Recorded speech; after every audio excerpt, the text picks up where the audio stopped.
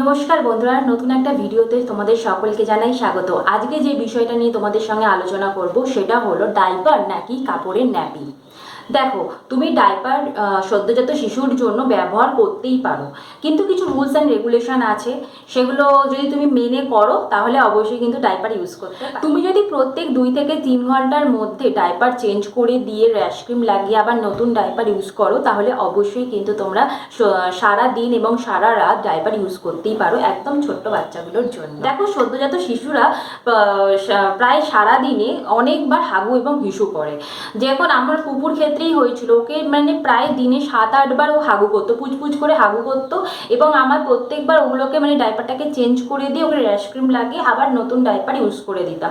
তো আমি যদি মানে প্রত্যেকবার তোমরাও যদি 2 ঘন্টা অন্তর করে যদি ওর ডাইপার চেঞ্জ করতে থাকো, তাহলে 24 ঘন্টা অবশ্যই কিন্তু তোমরা ডাইপারে রাখতে পারো শিশুদের। যেহেতু পুপু যখন হয়েছিল তখন হালকা ঠান্ডা পড়ে গেছিল, এবং সেই সময় ওকে ভালো মতো করে সোয়েটার চাদরের মধ্যে পেঁচিয়ে রাখার ব্যাপার থাকতো, সেই জন্য আমি ওকে ডাইপার ইউজ করতাম। যদি ওকে কাপড়ের ন্যাপি ইউজ করতাম তো তাহলে কি হতো, ওর মানে ভিজে যেত। মানে আমি যে ইউজ মানে ভাবিনি তা নয়, এবং আমি করেও ছিলাম, কিন্তু ব্যাপারটা কি হতো, ও যে মানে একটু একটু পরপরই যেহেতু হিসু করে, তো বারবার ওর কাপড়ের ন্যাপিটা মানে ভিজে যেত, তো ওর ইরিটেশন হতো। এবং তার সঙ্গে ধরো ওকে যে সোয়েটার চাদরে আমি যে মুড়িয়ে রাখবো সেটা করতে পারতাম না।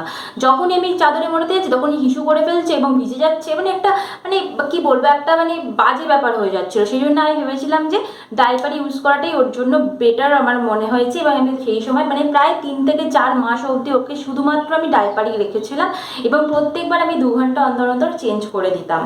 দেখো, ডাইপার কোনো খারাপ জিনিস নয়, ডাইপার অনেক হাইজেনিক্যালি তৈরি করা হয়।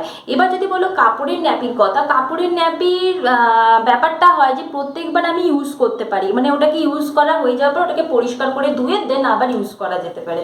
বাট আমার যেটা বলবো, আমার যে অভিজ্ঞতা হয়েছিল কাপড়ের ন্যাপি, মানে 7-8টা হাগুওয়ালা হিসুওয়ালা ন্যাপি ওই আমি বসে কাচা প্রায় আমার জন্য একদম মানে খুব কষ্টকর হয়ে গেছিলো। আমি তো বসে কাচতেই পারতাম না। তো সেই জন্য আমার মনে হয় যে যদি তোমার সদ্যজাত শিশু হয় এবং তোমার যদি সি সেকশন হয়ে থাকে, তাহলে কিন্তু অবশ্যই তুমি ডাইপার ইউজ করতে পারো। ডাইপার কিন্তু অনেক সেই সময় অনেক কাজে দেবে।